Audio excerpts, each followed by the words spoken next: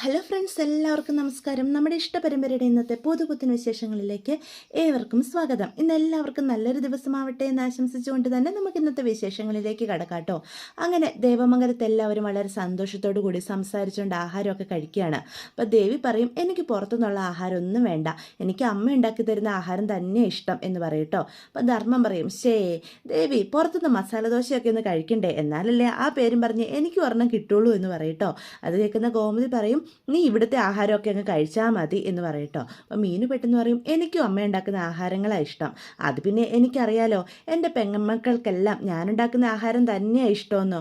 ഓഹോ, അപ്പോൾ ചേച്ചി എന്താ അങ്ങനെ പറയുന്നത്? ചേച്ചി ഉണ്ടാക്കുന്ന ആഹാരമേ എനിക്ക് ഒരുപാട് ഇഷ്ടമാണ്. ചേച്ചി രാവിലെ ദോശ ചുടുന്ന കാണുമ്പം അടുത്ത് വന്ന് നിൽക്കാനും ചേച്ചിയോട് സംസാരിച്ചുകൊണ്ട് ആ മുരിഞ്ഞ ദോശ കഴിക്കാനും എനിക്ക് എന്ത് ഇഷ്ടമാണെന്ന് അറിയാവോ എന്ന് പറയൂട്ടോ. അപ്പോഴാണ് സുകന്യെ വിളിക്കാൻ പോയിട്ട് മിത്ര അങ്ങോട്ട് വരുന്നത്. അപ്പോൾ ഗോമതി ചോദിക്കും, സുകന്യ വന്നില്ലേ മിത്രേ? ഇല്ല, ചേച്ചി പിണക്കത്തില്ല, ചേച്ചി വരുന്നില്ലെന്നാ പറഞ്ഞത്. പിണക്കത്തിലോ? ചേച്ചിക്ക് ഉച്ച കഴിഞ്ഞപ്പോൾ തൊട്ട് എന്തോ പ്രശ്നം ഉണ്ടായിരുന്നു, അത് ഞാൻ ശ്രദ്ധിച്ചായിരുന്നു. ഇപ്പം പിണക്കത്തിലാന്നാ തോന്നുന്നേ, വരുന്നില്ല എന്ന് എന്നോട് പറഞ്ഞു എന്ന് മിത്ര വീണ്ടും പറയൂട്ടോ. ധർമ്മ, നിങ്ങൾ തമ്മിൽ എന്തെങ്കിലും പ്രശ്നമുണ്ടോ എന്നപ്പോൾ ബാലൻ ചോദിക്കും. ഇല്ലളിയ, ഞങ്ങൾ തമ്മിൽ എന്ത് പ്രശ്നം? ഒരു പ്രശ്നവും ഇല്ല എന്ന് പറയാം. പിന്നെ എന്തു പറ്റി അവൾ ആഹാരം പോലും കഴിക്കാൻ വരാത്തത്? അപ്പോൾ ആനന്ദ് പറയേ, ചേച്ചിക്ക് മനസ്സിൽ എന്തേലും സങ്കടം കാണും, എന്തേലും പ്രശ്നമുണ്ട്, എന്തായാലും അമ്മ ഒന്ന് ചെന്ന് വിളിച്ചിട്ട് വാ, അമ്മ വിളിക്കുമ്പോൾ വരാതിരിക്കില്ല എന്ന് പറയൂട്ടോ. അപ്പോൾ പെട്ടെന്ന് സുകന്യ അങ്ങോട്ട് വരിക. അപ്പോൾ സുകന്യ കാണുമ്പോഴത്തേക്കും ഗോമതി പറയും, ഞാൻ നിന്നെ വിളിക്കാൻ അങ്ങോട്ട് വരാൻ തുടങ്ങുമായിരുന്നു, എന്തു പറ്റി? അപ്പം സുകന്യ പെട്ടെന്ന് ഇച്ചിരി ഹാർഷായിട്ട് പറയും, ഒന്നുമില്ല. എന്താ എന്താ സംഭവം എന്നപ്പം ബാലനും ചോദിക്കും. അപ്പം ദേവി ചോദിക്കും, ചേച്ചി മാമനുമായിട്ട് എന്തെങ്കിലും പ്രശ്നമുണ്ടോ എന്ന് ചോദിക്കേ. ധർമ്മേട്ടന് എന്നോട് തീരെ ഇഷ്ടമല്ല എന്ന് പറയൂ കേട്ടോ.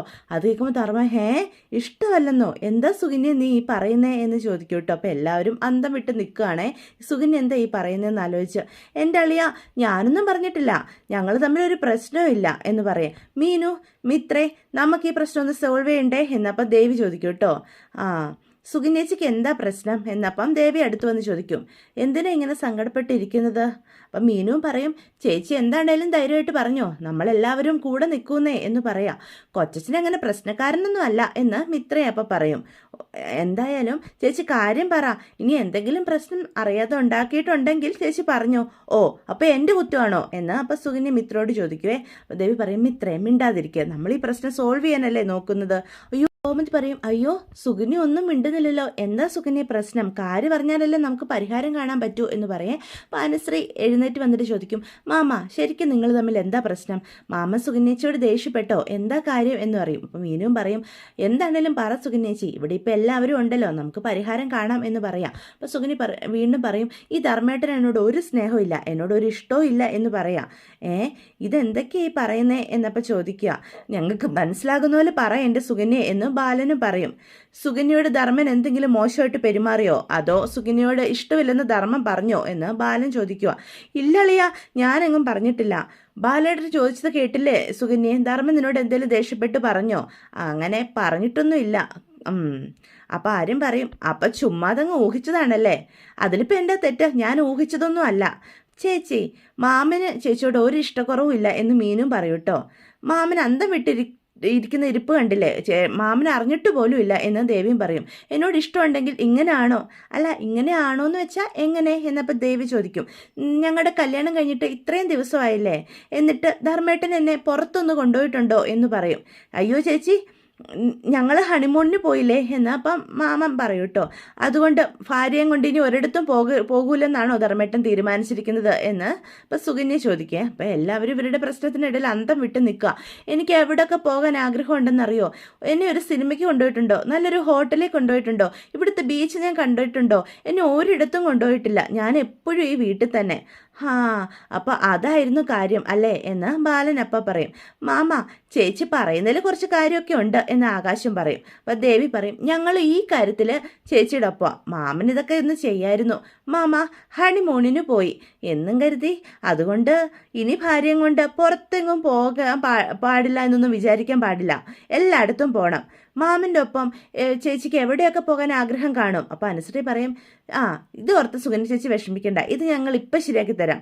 മാമ ഒന്നിങ്ങോട്ട് എഴുന്നേറ്റ് വന്നേ എന്ന് ദേവിയും പറയും. എടാ അങ്ങോട്ട് എഴുന്നേറ്റ് ചെന്നേ എന്ന് ഗോമതിയും പറയും. എന്തിനാ നിങ്ങൾ എല്ലാവരും കൂടി എന്നെ വിളിക്കുന്നത്? കാര്യം പറ എന്ന് പറയും. അപ്പം മീനു പറയും, വാക്കു കൊടുക്ക്, വാക്കോ? ഏയ് ഊയി ഒന്നല്ല, അങ്ങോട്ട് വാക്ക് കൊടുക്കാനാ പറഞ്ഞത്. എന്തോന്ന് വാക്ക് കൊടുക്കാനാ മീനു നീ പറയുന്നത്? അപ്പം മിത്ര പറയും, നാളെ സുഗുണ ചേച്ചിനെയും കൂട്ടി ഹോട്ടലിൽ പോകും, പാർക്കിൽ പോകും, പിന്നെന്താ ബീച്ചിൽ പോകും. അപ്പം ദേവി പറയും, അതുമാത്രം പോരാ മിത്രേ, ഹോട്ടലിൽ പോയി ഭക്ഷണവും കഴിക്കണം, ഇതൊക്കെയല്ലേ സുഗുണിച്ചയുടെ പ്രശ്നങ്ങൾ എന്ന് ചോദിക്കുക. അപ്പം മിത്ര പറയും, ഹോട്ടലിൽ ഭക്ഷണം കഴിക്കാൻ പോകും, ഇതൊക്കെ ചെയ്യാൻ പറ്റുമെന്ന് വാക്ക് കൊടുക്കണ്ടേ കൊച്ചച്ച എന്ന് പറയാ. അല്ല നാളെ തന്നെ പോണോ? ബാലൻ പറയും, നാളെ തന്നെ പോണം. അല്ല നിനക്കെന്താ ഇത്ര തിരക്ക് എന്ന് ചോദിക്കുക. എനിക്ക് തിരക്കൊന്നുമില്ല എന്ന് പറയും. എന്നാലും ഒന്ന് ആലോചിച്ചിട്ട്, എടാ ഇതിനിത്ര ആലോചിക്കാൻ എന്താ ഇരിക്കുന്നേ, ഇതേ മാമ പെട്ടെന്ന് അങ്ങ് സമ്മതിച്ചേ എന്ന് ആര്യനും ആനന്ദും ഒക്കെ പറയും കേട്ടോ. അപ്പോൾ ബാലന് പറയും, എടാ നീ കൂടുതലൊന്നും ആലോചിക്കണ്ട, നീ സമ്മതിക്കുക. ശരി, സുകന്യയുടെ ഇഷ്ടം പോലെ എന്ന് പറയും. അപ്പം സുകന്യ പറയും, കണ്ടോ ധർമ്മേട്ടൻ്റെ മനസ്സുകൊണ്ടുള്ള ഇഷ്ടം കൊണ്ട് സമ്മതിച്ചതൊന്നുമല്ല, ഇത് നിങ്ങളെല്ലാവരോടും നിർബന്ധിച്ചിട്ട് സമ്മതിച്ചതാ എന്ന് പറയും കേട്ടോ. ഗോമതി പറയും, ഇങ്ങനെയാണോ സമ്മതിക്കുന്നേടാ? പിന്നെ എങ്ങനെയാ സമ്മതിക്കണ്ടേ? എനിക്കിങ്ങനെ സമ്മതിക്കാനേ അറിയത്തുള്ളൂ എന്ന് ധർമ്മം പറയും കേട്ടോ. അപ്പോൾ ഗോമതി പറയും, എടാ ഇങ്ങനെയാണോ സമ്മതിക്കേണ്ടത്? നീ വളരെ ചിരിച്ച് സന്തോഷത്തോടു കൂടി സമ്മതിക്കുക, എന്നാലല്ലേ അതിനൊരു സംതൃപ്തി തോന്നുള്ളൂ എന്ന് പറയും കേട്ടോ. അപ്പോൾ അനുസരിയും പറയും, എൻ്റെ മാമ ഇങ്ങനെ ചിരിച്ചോണ്ട് സുകന്യയെ നിന്റെ ഇഷ്ടം പോലെ നടക്കട്ടെ എന്ന് വളരെ സ്നേഹത്തോടു കൂടി പറ. അപ്പം പെട്ടെന്ന് ധർമ്മം പറയും, സുകന്യയെ നീ ആഗ്രഹിക്കുന്ന പോലെ നമുക്ക് നാളെ സിനിമയ്ക്ക് പോകാം, പിന്നെ ബീച്ചിൽ പോകാം, പിന്നെ പാർക്കിൽ പോകാം, ഫുള്ള് ചുറ്റിക്കറങ്ങാം, പോരെ? ഇപ്പം നിന്റെ പ്രശ്നം മാറിയോ എന്ന് ധർമ്മം ചോദിക്കും. അപ്പം ഓക്കെ അല്ലേ എന്ന് ദേവിയും ചോദിക്കും കേട്ടോ. അപ്പം മീനു പറയും, ഇപ്പം സന്തോഷമായില്ലേ സുകന്യ ചേച്ചിക്ക്? അല്ല ഈ പറയുന്നതൊക്കെ നടക്കൂലോ അല്ലേ, അതോ വെറുതെ ആണോ എന്ന് അപ്പം സുകന്യ ചോദിക്കേ. ഉറപ്പായിട്ട് നടക്കും, മാമൻ വാക്ക് പറഞ്ഞതല്ലേ, വാക്കൊന്നും മാമ മാറ്റാൻ പോകുന്നില്ല. അപ്പം ചേച്ചി ഹാപ്പി ആയില്ലേ എന്ന് മീനാക്ഷി ചോദിക്കും കേട്ടോ. അപ്പം ഗോമതി പറയും, ഇനി ആഹാരം കഴിക്കാലോ, ഇനി ആഹാരത്തോട് പിണക്കം കാണിക്കണ്ട, ഇരുന്ന് ആഹാരം കഴിക്കുക. അപ്പം ദേവിയോട് പറയും, താങ്ക് യു ദേവി, നീ ഒരാളെ വിചാരിച്ചതുകൊണ്ടാ ധർമ്മേട്ടൻ സമ്മതിച്ചത്. അപ്പം ഇത്രയും മീനും പരസ്പരം നോക്കൂ കേട്ടോ. വാ വാ ഇനി ഇരുന്ന് ആഹാരം കഴിക്കുക എന്ന് പറയേ. ദേവീനെ സോപ്പിടാനായിട്ടാണ് കേട്ടോ സുകന്യ ഓരോന്നും ചെയ്യുന്നത്. അല്ലെങ്കിലേ വേണ്ട, ഞാൻ ഇവിടെ ഇരിക്കുന്നില്ല, ഞാൻ ദേവിയുടെ അടുത്തിരുന്നോളാം എന്നും പറഞ്ഞ് ദേവിയുടെ അടുത്ത് പോയി ഇരിക്കും കേട്ടോ. അപ്പോൾ ദേവിയുടെ തൊട്ടടുത്ത് മിത്ര ഇരിക്കുമായിരുന്നേ. അപ്പം മിത്രയാണെങ്കിൽ അവിടെ നിന്ന് ഇങ്ങോട്ട് മാറിയിരിക്കും കേട്ടോ. എന്നിട്ടിരുന്ന് ആഹാരം കഴിക്കും. എന്നിട്ട് സുകന്യ ഭയങ്കര സന്തോഷത്തോടു കൂടി ഇരിക്കും. ഇനി ഞാനും ദേവിയും എപ്പോഴും ടീമായിട്ടേ ഇരിക്കുള്ളൂ എന്ന് പറയാം. ചേച്ചി ഞങ്ങളുടെ ടീമിൽ തന്നെ ഞങ്ങൾ എടുത്തു അല്ലേ മീനു എന്ന് പറയാം. അല്ല മിത്രേ എന്ന് മിത്രയോടും ചോദിക്കും ദേവി. ഞാനും ദേവിയും ഒരു ടീം, മീനും മിത്രയും വേറൊരു ടീം, അപ്പം പ്രശ്നം തീർന്നില്ലേ എന്ന് പറയേ. അപ്പം മീനും മിത്രയും പരസ്പരം നോക്കുവാണ് കേട്ടോ. അപ്പം ഗോമതി പറയും, ടീമിൻ്റെ കാര്യമൊക്കെ പിന്നെ, ഇപ്പം നിങ്ങൾ ആഹാരം കഴിക്കുക, ദേവി കഴിക്കുക എന്നും പറഞ്ഞ് ദേവിനെ ആഹാരം കഴിപ്പിക്കാനൊക്കെ നിർബന്ധിക്കുവാണ്. അപ്പം മിത്രയ്ക്ക് ഇതൊന്നും തീരെ ഇഷ്ടപ്പെടുന്നില്ല, മീനുവിനും ഇഷ്ടപ്പെടുന്നില്ല കേട്ടോ. ഇപ്പം ഇവിടെ കാണിച്ചു കൂട്ടിയതെല്ലാം ദേവിനെ സോപ്പിടാനായിട്ടുള്ള നമ്മുടെ സുകന്യയുടെ പരിപാടികളാണ്. എന്നിട്ട് ഞാൻ ആഗ്രഹിച്ച പോലെയൊക്കെ നടക്കും, ദേവിനെ ഞാൻ എൻ്റെ കൂടെ തന്നെ നിർത്തും എന്ന് സുകന്യ ഇങ്ങനെ മനസ്സിൽ പറയാണ് കേട്ടോ. അതേസമയം റൂമിൽ വന്നു കഴിഞ്ഞാൽ മിത്രയാണെങ്കിൽ നമ്മുടെ മീനു മേടിച്ചു കൊടുത്ത പുതിയ ഷൂസൊക്കെ കയ്യിലെടുത്തുകൊണ്ട് ഇങ്ങനെ ഇരിക്കുവാണ്. എന്നിട്ട് വളരെ സന്തോഷത്തോടു കൂടി ഇരിക്കുക. അപ്പോൾ ആര്യൻ അങ്ങോട്ട് വരുന്നത്, അല്ല എന്തു പറ്റി, ഇടയ്ക്ക് ഈ ഷൂസ് എടുക്കുന്നു, നോക്കുന്നു, വെക്കുന്നു, എന്താ ഈ ചെയ്യുന്നതെന്ന് ചോദിക്കുക. ഇത് എത്ര കണ്ടാലും എനിക്ക് മതിയാകില്ല ആര്യ. അതെ അതെ, വലിയ വിലയല്ലേ ഷൂസിന്, അതുകൊണ്ടല്ലേ. 3000 4000 എന്നല്ലേ നീ പറഞ്ഞത് എന്ന് അപ്പോൾ ആരും ചോദിക്കും. ഇതിനെ 3000 30,000 ഒന്നുമല്ല, എന്നെ സംബന്ധിച്ചിടത്തോളം ഇതിന് വിലയിടാൻ പറ്റില്ല. എൻ്റെ 2 ചേച്ചിമാരുടെയും സ്നേഹം പൊതിഞ്ഞ ഷൂസാണ് ഇത്, അതുകൊണ്ട് എനിക്കിത് നിധിക്ക് തുല്യമാണ് എന്ന് പറയാം. അങ്ങനെ ഞാൻ ഇടയ്ക്കിടയ്ക്ക് നോക്കുന്നത് അതുകൊണ്ടാണ്. ഈ ഷൂസ് എന്നെ ജപിക്കും, എനിക്ക് ഉറപ്പാണ്. ആ എൻ്റെ കൈ തന്നപ്പോഴേ എനിക്ക് മനസ്സിലായിട്ടുണ്ടായിരുന്നില്ല ഉള്ളിൽ എന്തുവാണെന്ന്. പക്ഷെ ഷൂസാന്ന് കണ്ടപ്പോൾ സത്യം വല്ലാത്ത കുളിര എനിക്ക് തോന്നിയത്. മീൻ ചേച്ചി എനിക്കിത് മേടിച്ചുകൊണ്ട് വന്നല്ലോ, ദേവിയടുത്ത് പറഞ്ഞിട്ടാണ് വാങ്ങിയത്. പെട്ടെന്നൊരു വെളിച്ചം വന്നതുപോലെയാണ് തോന്നിയത്. നമുക്ക് ആരൊക്കെയോ ഉണ്ടെന്നും നമ്മളൊന്ന് വീണ താങ്ങാൻ ആളുണ്ടെന്നും ഒരു തിരിച്ചറിവ് കിട്ടിയ പോലെയാണ് എനിക്കപ്പോൾ തോന്നിയത് എന്നൊക്കെ പറയാം. യഥാർത്ഥ സ്നേഹമുള്ളിടത്ത് നമ്മൾ പറയാതെ തന്നെ നമ്മുടെ മനസ്സ് മറ്റൊക്കെ കാണാൻ പറ്റും അല്ലേ ആര്യ എന്ന് ആര്യനോട് ചോദിക്കും കേട്ടോ. അപ്പം ആര്യനാണെങ്കിൽ ഇങ്ങനെ ഒന്നും മിണ്ടാതെ നിൽക്കുവാണ്. അപ്പം മിത്ര ചോദിക്കും, എന്ത് പറ്റിയ ആര്യൻ എന്താ പെട്ടെന്ന് മൂഡ് ഓഫ് ആയത്? ഏയ് ഒന്നുമില്ല, ഞാൻ നിന്റെ മനസ്സ് കണ്ടില്ല എന്ന് താൻ വിചാരിച്ചില്ലേ ഇപ്പം എന്ന് ആര്യൻ ചോദിക്കും. ഓ അതായിരുന്നോ മൂഡ് ഓഫിന് കാരണം? ഞാൻ അങ്ങനെ വിചാരിക്കുന്നു തോന്നുന്നുണ്ടോ? നമ്മൾ രണ്ടേ ഒറ്റയാളാ, നമ്മുടെ മനസ്സ് വന്ന അപ്പം അങ്ങനെ വിചാരിക്കേ എന്ന് ചിന്തിക്കണ്ട എന്ന് മിത്ര പറയൂ കേട്ടോ. സ്നേഹസമ്മാനം, അതാ ഈ ഷൂവ്. സ്നേഹസമ്മാനം എന്ന് പറഞ്ഞാലേ എൻ്റെ ഈ ഷൂവാ എങ്ങല്ലേ ആര്യ. എന്തായാലും എനിക്ക് ഒത്തിരി സന്തോഷമായി എന്നൊക്കെ അന്നേരം മനസ്സിലിങ്ങനെ പറയാണ് കേട്ടോ. രാവിലെ ബാലൻ കടയിൽ ഇങ്ങനെ ഓരോരോ പരിപാടിയൊക്കെ ആയിട്ട് ഇരിക്കുവാണ് കേട്ടോ. അപ്പോഴാ രാമേട്ടൻ 2 പേർക്കുമായിട്ടുള്ള ചായയായിട്ട് അങ്ങോട്ട് വരുന്നത്. ആ രാമേട്ട, എനിക്കും ചായ മേടിച്ചായിരുന്നോ എന്ന് ചോദിക്കുക. നീ ഒരു ഗ്ലാസ് കുടിക്കുക, നമുക്ക് 2 പേർക്കും ഒരു ചായയൊക്കെ കുടിച്ചിട്ട് ബാക്കി കാര്യങ്ങളൊക്കെ ചെയ്യാം എന്ന് രാമേട്ടൻ പറയും കേട്ടോ. അപ്പോൾ ബാലൻ ചിരിച്ചുകൊണ്ട് ചായ കുടിക്കുക. എന്നാ ആകാം എന്നും പറഞ്ഞാൽ ചായ കുടിക്കുവാണേ. രാമേട്ടൻ പറയും, ഉദയഭാനുവിനെ പറ്റി പിന്നെ വല്ല വിവരമുണ്ടോ, നിന്നെ വിളിക്കാറുണ്ടോ അയാൾ എന്ന് ചോദിക്കേ. അന്ന് എൻ്റെ കയ്യിൽ നിന്ന് പ്ലാനും മേടിച്ചുകൊണ്ട് പോയതാ, പിന്നെ ഒരു വിവരമില്ല, ഇതുവരെയും വിളിച്ചിട്ടില്ല. ഞാൻ ഒരാഴ്ച സാവകാശം കൊടുത്തായിരുന്നല്ലോ, ഇനി അത് കഴിഞ്ഞൊന്ന് വിളിച്ചു നോക്കണം എന്ന് ബാലൻ പറയും. എടാ, നീ ഇങ്ങനെ ഇരിക്കരുത്, നിന്റെ ജീവിതത്തിൻ്റെ മുഴുവൻ സമാധാനം കളഞ്ഞവനാവാൻ. അല്ല, നിനക്കിനി എന്തെങ്കിലും ചെയ്യാൻ പറ്റുമോ? ആനന്ദിൻ്റെ ഭാവി ഓർത്ത്, അവൻ നിന്നോട് ചെയ്ത ചതി ഓർത്ത് ഇങ്ങനെ നീറി കഴിയാമെന്നല്ലാതെ വീട്ടിലുള്ള ആരെങ്കിലും നിനക്ക് സത്യാവസ്ഥ അറിയിക്കാൻ പറ്റുന്നുണ്ടോ? നീ ഓരോ നിമിഷവും ഇങ്ങനെ നീറി കഴിയുമല്ലേ. അവനെ മാത്രം സമാധാനത്തോടെ ജീവിക്കുന്നു. അങ്ങനെ സമാധാനത്തോടെ വിടാൻ നിനക്ക് എങ്ങനെ കഴിയുന്നു ബാല? നീ ഇടയ്ക്കിടയ്ക്ക് അവനെ അങ്ങ് വിളിക്കണം. വിളിച്ച് എരുതിയിൽ എണ്ണ ഒഴിക്കുന്ന പോലെ കാശിന്റെ കാര്യം പറഞ്ഞ് അവനെ നീറിക്കണം. അവനും കുറച്ച് നീറിപ്പൊകഞ്ഞ് ആശ്വാസമില്ലാതെ നെട്ടോട്ടം ഓടട്ടെ. നീയും എന്തുമാത്രം കഷ്ടപ്പെട്ടതാ. അവനും ആ കഷ്ടപ്പാടും വേദനയും ദുഃഖവും മനസ്സമാധാനം ഇല്ലായ്മയും ഒക്കെ നീ അറിയിക്കണം ബാല. അല്ലാതെ നീ ഒന്നും ചെയ്യാതെ ഇങ്ങനെ ചടഞ്ഞുകൂടി ഇരിക്കരുത് എന്ന് രാമേട്ടൻ പറയാണ് കേട്ടോ. എടാ, നീ എലീനെ ഇട്ട് പൂച്ച കളിപ്പിക്കുന്ന കണ്ടിട്ടില്ലേ? വേണമെങ്കിൽ പൂച്ചയ്ക്ക് ഒറ്റയടിക്ക് എലീനെ കൊല്ലാം. പക്ഷെ പൂച്ച അത് ചെയ്യുവോ? ഇട്ട് കളിപ്പിച്ച് ഇടയ്ക്ക് എലിക്ക് രക്ഷപ്പെടാൻ പറ്റുമെന്നൊരു അവസ്ഥ ഉണ്ടാക്കി കൊടുക്കും. അപ്പോൾ എലി എന്ത് കരുതും, ഞാൻ രക്ഷപ്പെട്ടെന്ന്. അപ്പം തന്നെ എന്ത് ചെയ്യും, പൂച്ച അതിനെ വീണ്ടും പിടിക്കും. എന്നിട്ട് വീണ്ടും ഇട്ട് കളിപ്പിക്കും. ഇങ്ങനെ ഇട്ട് കളിപ്പിച്ച് എലിക്ക് ശരിക്കും ഇനി എനിക്ക് രക്ഷപ്പെടണ്ട എന്നുള്ളൊരവസ്ഥ തോന്നിക്കഴിയുമ്പോഴല്ലേ പൂച്ച അതിനെ തിരുന്നേ. അതുപോലെ നീയും ഇട്ട് നമ്മുടെ ഉദയഭാനു സാറിനെ, കോടീശ്വരനെ ഇട്ട് വട്ടം ചുറ്റിപ്പിക്കണം. എന്തൊക്കെ കളങ്ങളാ നിന്നോടും കുടുംബത്തോടും അവൻ ചെയ്തത്. ഇങ്ങനെ വെറുതെ വിട്ടാൽ നിനക്ക് എങ്ങനെ മനസ്സമാധാനത്തോടെ കഴിയാൻ പറ്റും എൻ്റെ ബാല? എനിക്കിതൊന്നും സഹിക്കാൻ പറ്റുന്നില്ല. നീ അവനെ വിളിക്കണം. വിളിച്ച് അവനെ ടെൻഷൻ കൂട്ടി കൊടുക്കണം. അല്ല, ഇനി നിനക്ക് ആരോടെങ്കിലും സത്യങ്ങൾ പറയാൻ പറ്റുമോ? ദേവിയുടെ പ്രസവം കഴിയുന്നത് വരെ നീ എല്ലാ സത്യങ്ങളും മറച്ചു വെച്ചേ പറ്റൂ. അപ്പോഴും നീ സ്വയം നീറിക്കൊണ്ടിരിക്കുന്നത്. ഉദയഭാനു എന്ന് പറയുന്ന ആ ഫ്രോഡ് ഇപ്പോഴും വളർന്നുകൊണ്ടിരിക്കുക. അവനെന്താ നഷ്ടം? ഒരു നഷ്ടവും ഇല്ല. അവൻ ഇപ്പോഴും നല്ല സമാധാനത്തോടെ ജീവിക്കുന്നു. എടാ, ഭാഗ്യം കൊണ്ടാ ഉദയഭാനുവിനെ അടിക്കാൻ ഒരു വടി ദൈവം നിന്റെ കൈ തന്നത്. ദൈവം ഒരു വടി കൈവച്ച് തന്നിട്ട് അടിക്കടാ എന്ന് പറയുമ്പോൾ നമ്മൾ അടിക്കാതിരിക്കരുത് ബാല. നീ ഇങ്ങനെ മാറി നിൽക്കരുത്. അടിക്കണം. മർമ്മം നോക്കി തന്നെ അവനിട്ട് അടിക്കണം. പൂച്ച എലിയെ അടിക്കുന്ന അടി, ആ അടിയാ നീ അടിക്കേണ്ടത്. അവന്റെ സമാധാനം നീ അടിക്കാൻ അറിയാവുന്നവന്റെ കയ്യിൽ വടി കിട്ടിയാൽ എന്തായിരിക്കും അവസ്ഥയെന്ന് ഉദയഭാനു അറിയണം. അപ്പം രാമേട്ട, ഞാൻ എന്തായാലും അവനെ ഒന്ന് വിളിച്ചു നോക്കട്ടെ. അവനവിടെ സമാധാനത്തോടെ ഇരിക്കുവാണെങ്കിൽ ആ സമാധാനം ഒന്ന് കളയാം എന്നിങ്ങനെ പറയുകയാണേ. അതേസമയം ഉദയഭാനു വീട്ടിലാണെങ്കിൽ കൊതുകിനെയും കൊന്ന് ഇങ്ങനെ ഇരിക്കുവാണ് കേട്ടോ. അപ്പോഴാ ഫോൺ ബെല്ലടിക്കുന്ന കേൾക്കുന്നത്. ഇതാരാണോ? കടക്കാർ വല്ലതും ആണോ? അയ്യോ ബാലൻ, എൻ്റെ ഈശ്വരാ, കാശിൻ്റെ കാര്യം ചോദിക്കാൻ വിളിക്കുന്നതായിരിക്കും. ഗോമതി സ്റ്റോഴ്സിൻ്റെ പ്ലാനിനെ പറ്റി അഭിപ്രായം ചോദിക്കാൻ വിളിക്കുന്നതായിരിക്കും. ഞാൻ എന്ത് പറയുമോ? ഹലോ ബാല, എന്തെടുക്കുമായിരുന്നു? എന്തുണ്ട് ബാല വിശേഷം? ഉദയഭാനു സാർ നമസ്കാരം എന്ന് പറയും. നമസ്കാരം. അല്ല, ഉദയഭാനു സാർ എവിടെയാ? മീറ്റിങ്ങിൻ്റെ തിരക്കിൽ വല്ലതും ആണോ എന്ന് ബാലൻ ചോദിക്കുക. അപ്പം ഇതൊക്കെ കേട്ട് രാമയുടെ ചിരിച്ചോണ്ടിരിക്കുക. ഞാൻ ഇപ്പം മൈസൂർ എയർപോർട്ടിൽ വന്ന് ഇറങ്ങിയതേ ഉള്ളൂ. ഇവിടെ നിന്ന് നേരെ ബാംഗ്ലൂർക്ക് പോകണം. അവിടെയും ചില പരിപാടികളുണ്ട്. അല്ല, ബാംഗ്ലൂരിൽ എയർപോർട്ട് ഉണ്ടല്ലോ, സാറിന് അവിടെ ഇറങ്ങിയാൽ പോരായിരുന്നോ എന്നപ്പോൾ ബാലൻ ചോദിക്കുക. അത് പിന്നെ ബാല, അതൊക്കെ എനിക്കറിയാലോ ബാല. എനിക്ക് മൈസൂർ വഴി ബാംഗ്ലൂർക്ക് പോകണം. ഒരത്യാവശ്യം ഉണ്ടെന്നേ. മൈസൂരിലുള്ള എൻ്റെ തോട്ടങ്ങൾ, എസ്റ്റേറ്റുകൾ എല്ലാം ഒന്ന് കണ്ടിട്ട് വേണം പോകാൻ. അതുവേണ്ടിയിട്ട് ഇവിടെ ഇറങ്ങിയത്. അങ്ങനെയാണോ സാർ എന്നപ്പോൾ ബാലൻ ചോദിക്കും. പിന്നെ ബാല, മൈസൂര് അവിടെ എൻ്റെ എസ്റ്റേറ്റിൽ കുറേ പാവം തൊഴിലാളികളുണ്ട്. ഞാനിവിടെ എത്തിന്ന് അറിഞ്ഞാൽ തന്നെ അവരെല്ലാവരും അങ്ങ് ഓടി വരും. അങ്ങനെ ഓടി വരുന്ന ഓരോരുത്തർക്കും ഞാനൊരു 5000 രൂപ വെച്ചങ്ങ് വെറുതെ അങ്ങ് കൊടുക്കും.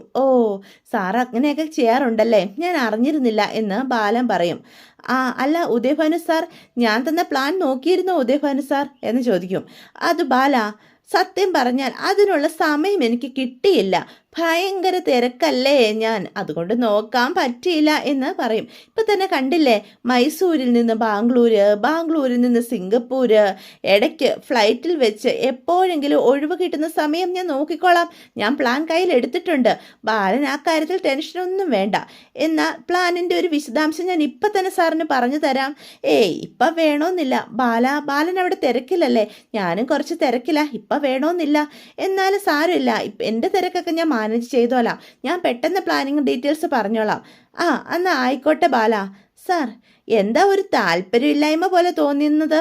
അയ്യോ, അങ്ങനെയൊന്നും അല്ല ബാല, എനിക്ക് നല്ല താല്പര്യമാണ്, താൻ പറയൂ എന്ന് പറയാണ്. എന്നാൽ ഞാൻ പറയാണ് കേട്ടോ സാർ. അതായത് ഒരു 3 നില കെട്ടിടമാണ് നമ്മൾ പ്ലാൻ ചെയ്തിരിക്കുന്നത്. അതാണ് എൻ്റെ മനസ്സിലെ ഗോമതി സ്റ്റോഴ്സ്. അതെ, നല്ല കാര്യം ബാല, അങ്ങനെ തന്നെ വേണം. 3 എന്നുള്ളത് വേണമെങ്കിൽ സാറിൻ്റെ സൗകര്യാർത്ഥം 4 5 ആക്കാം. അതൊക്കെ ഉദയഭാനു സാറിൻ്റെ ഇഷ്ടം. ഓ എന്നപ്പം നമ്മുടെ ഉദയഭാനു പറയാം, എല്ലാ നിലയിലും ലിഫ്റ്റ് ഉണ്ടാവും. പിന്നെ ഫ്ലോറൊക്കെ ഉണ്ടല്ലോ, ഇറ്റാലിയൻ വേണം. ഇറ്റാലിയൻ മാർബിൾ വെച്ചിട്ടുള്ള ഫ്ലോറോ? അതെ, എന്നാലേ ഫ്ലോറ് കാണാനൊരു ഭംഗി ഉണ്ടാവും എന്ന് പെട്ടെന്ന് പറയും കേട്ടോ. എൻ്റെ ബാല, ഇതെന്തൊക്കെയാ ഈ പറയുന്നേ എന്നുള്ള രീതിയിൽ ഉദയഭാനു നിൽക്കുക. നമ്മുടെ ബാലേട്ടനാണെങ്കിൽ കടയുടെ സ്വപ്നങ്ങളെപ്പറ്റി ഒരുപാട് അങ്ങോട്ട് പറയാണ് കേട്ടോ. അങ്ങനെ വേണം, ഇങ്ങനെ വേണം എന്നെല്ലാം പറഞ്ഞിട്ട് ഇതെല്ലാം കേട്ട് ഉദയഭാനു ഞെട്ടിത്തരിച്ച് നിൽക്കുക. ബാല, നന്നായിട്ടുണ്ട് പ്ലാൻ, വളരെ നന്നായിട്ടുണ്ട്. ഇതുപോലത്തെ ഒരു പ്ലാനാണ് ഞാനും ആഗ്രഹിച്ചത്. ബാലനിൻ്റെ മനസ്സ് കണ്ടതുപോലെ തന്നെ ചെയ്തല്ലോ. പക്ഷെ 3 നില എന്നുള്ളത് കുറച്ചും കൂടി വലുതാക്കായിരുന്നു. അതിപ്പോൾ ഒരു 5 6 ആക്കാന്ന് ബാലൻ തന്നെ പറഞ്ഞല്ലോ. നമുക്ക് അങ്ങനെ ചെയ്യാന്നേ എന്നൊക്കെ പറയാം. ഉദയഭാനു സാറിൻ്റെ പ്ലാൻ ഇഷ്ടപ്പെട്ടല്ലോ, എനിക്ക് സന്തോഷമായി. ഇനിയിപ്പം ബാക്കി കാര്യങ്ങളൊക്കെ ഉദയഭാനു സാർ ചെയ്യുമെന്ന് എനിക്കറിയാം. സാർ പിന്നെ 10 ലക്ഷം രൂപ ഇന്ന് തന്നെ അക്കൗണ്ടിലേക്ക് ഇടുകയല്ലേ സാർ എന്ന് ചോദിക്കുക. ഇന്നോ? ഇന്നിപ്പം അല്ല, ഞാൻ യാത്രയിലായതുകൊണ്ടേ. അല്ല, യാത്രയിലാണെങ്കിലും ഓൺലൈൻ പേയ്മെൻറ്റ് ചെയ്യാമല്ലോ സാർ. അത് ചെയ്യാൻ സാറിന് ബുദ്ധിമുട്ടുണ്ടോ? അത് ചെയ്യാം, ഓൺലൈൻ ചെയ്യാം. അപ്പം ഇന്ന് തന്നെ സാർ 10 ലക്ഷം രൂപ എൻ്റെ അക്കൗണ്ടിലേക്ക് ഇടുമല്ലേ എന്ന് ചോദിക്കുക. അത് പിന്നെ ബാല എന്നും പറഞ്ഞ് ഉദയഭാനു തല ചൊറിയും കേട്ടോ. ഉദയഭാനു സാറേ, ഒന്നും മിണ്ടാത്ത എന്താ? കേൾക്കുന്നുണ്ടോ ഞാൻ പറയുന്നേ? കേൾക്കുന്നുണ്ട് ബാല, പറഞ്ഞോ. ഒരു ചെറിയ പ്രശ്നമുണ്ട് ബാല, എൻ്റെ അക്കൗണ്ടിങ്ങിന് ചെറിയൊരു പ്രശ്നമുണ്ട്. എന്ത് പ്രശ്നം അക്കൗണ്ടിന്? അല്ല, അടുത്ത ആഴ്ചയാകുമ്പോൾ അക്കൗണ്ട് ക്ലിയർ ആവും. മതി, തിരക്കില്ല. 10 ലക്ഷം രൂപ അടുത്ത ആഴ്ചയായാലും മതി, ഒരു പ്രശ്നമില്ല ഉദയഭാനു സാർ. അക്കൗണ്ടൊക്കെ ശരിയാക്കിയിട്ട് ഇട്ടാലും മതി. അല്ല, അക്കൗണ്ട് ക്ലിയർ ആയി കഴിഞ്ഞാൽ ഞാൻ ബാലനെ അങ്ങോട്ട് വിളിക്കാം. ബാലനെ ഇങ്ങോട്ട് വിളിക്കണമെന്നില്ല. ആയിക്കോട്ടെ സാർ. അപ്പോൾ അടുത്ത ആഴ്ച 10 ലക്ഷം രൂപ കൊടുക്കാമെന്ന് ഞാൻ എഞ്ചിനീയർക്ക് വാക്ക് കൊടുത്തോട്ടെ. അത് പിന്നെ ഞാൻ ധൈര്യമായിട്ട് വാക്ക് കൊടുക്കുവാണ് കേട്ടോ ഉദയഭാനു സാർ. ഉദയഭാനു സാർ ഒരു കാര്യം പറഞ്ഞാൽ അത് പിന്നെ മാറ്റം ഉണ്ടാവില്ലല്ലോ. അതെ, ഒരു മാറ്റം ഉണ്ടാവില്ല എന്ന് ഉദയഭാനു പറയും. അല്ല സാറ് നല്ല തിരക്കിലല്ലേ, ഞാൻ പിന്നെ വിളിക്കുക. എന്നാ സാർ സമാധാനത്തോടെ ഇരിക്കുക എന്ന് പറയേ. ഉദയഭാനു ആണെങ്കിൽ ശ്വാസം മുട്ടി അവിടെ ഇരിക്കുകയാണ്. അതേസമയം ബാലനും രാമേട്ടനും കൂടി ഭയങ്കരമായിട്ട് ചിരിച്ചിരിക്കും. അവൻ്റെ ആശ്വാസമൊക്കെ നഷ്ടപ്പെട്ട് കാണും. ഇപ്പം 10 ലക്ഷം രൂപ എങ്ങനെയും ഉണ്ടാക്കാൻ അവൻ നെട്ടോട്ട് ഓടിക്കൊണ്ടിരിക്കുമായിരിക്കും എന്നൊക്കെ പറയുകയാണ്. അതേസമയം നമ്മുടെ മിത്രയാണെങ്കിൽ രാവിലെ ഓടാൻ പോകാൻ വേണ്ടിയിട്ട് തയ്യാറായിട്ട് നിൽക്കുക. അപ്പം ഷൂ ഇടാതെ അതിൽ നോക്കിക്കൊണ്ടിരിക്കുക. അപ്പം ആരും പറയും, താൻ എന്താ ഷൂ പിടിച്ചോണ്ടിങ്ങനെ ഇരിക്കുന്നത്, ഇതുവരെ എന്താ ഇടാത്തത്? അതേ സമയം പോവാ എന്ന് പറയാം. സാരമില്ല, ഞാൻ ഇട്ട് തരാം. ആര്യ, വേണ്ട. താൻ എന്താ ഈ പറയുന്നേ? ആരിന് വിഷമമാകുമോ? എന്തിന്? അത് പിന്നെ താൻ കാര്യം പറയടോ. ഈ ഷൂവിൻ്റെ കാര്യത്തിൽ ആരിന് ചെറുതായിട്ടൊരു ഈഗോ അടിച്ച പോലെ ഇന്നലെ എനിക്ക് തോന്നി എന്ന് മിത്രയപ്പം പറയൂ കേട്ടോ. അങ്ങനെ ഒരു ആവശ്യമില്ല. മീനു ചേച്ചി എനിക്ക് ഷൂ വാങ്ങി തന്നത് ആരിന് ഫീൽ ചെയ്തോ എന്ന് ചോദിക്കൂ. എനിക്ക് ഫീൽ ചെയ്തു, പക്ഷെ താൻ കരുതുന്ന പോലെ ഈഗോ അടിച്ചിട്ടൊന്നും അല്ല. വെറുതെ പറയരുതേ. അല്ലെന്നേ, മീനു എടുത്തി നിനക്ക് ഷൂ വാങ്ങി തന്നപ്പോഴേ എനിക്ക് സന്തോഷമാണ് തോന്നിയേ. അല്ലാതെ തൻ്റെ ആഗ്രഹങ്ങളും സ്വപ്നങ്ങളും ഒക്കെ നേടിയെടുക്കാൻ മീനു ചേച്ചിയും ദേവിയെടുത്തിയും എന്നെപ്പോലെ നിൻ്റെ കൂടെ നിൽക്കുന്നുണ്ടല്ലോ, അതോർത്ത് എനിക്ക് സന്തോഷമായത് എന്ന് പറയൂ കേട്ടോ. അല്ല, നമ്മുടെ മനസ്സിന് തരുന്നൊരു ബലമുണ്ടല്ലോ, എല്ലാവരും കൂടെ ഉണ്ടെന്നുള്ളൊരു തോന്നൽ, അത് വളരെ ഒരു സന്തോഷമാണ്. നമ്മുടെ ഫാമിലി നമ്മുടെ കൂടെ ലക്ഷ്യത്തിലെത്താൻ നിൽക്കുന്നതിൽ പരം ഒരു സന്തോഷം ജീവിതത്തിൽ എന്താ ഉള്ളത്?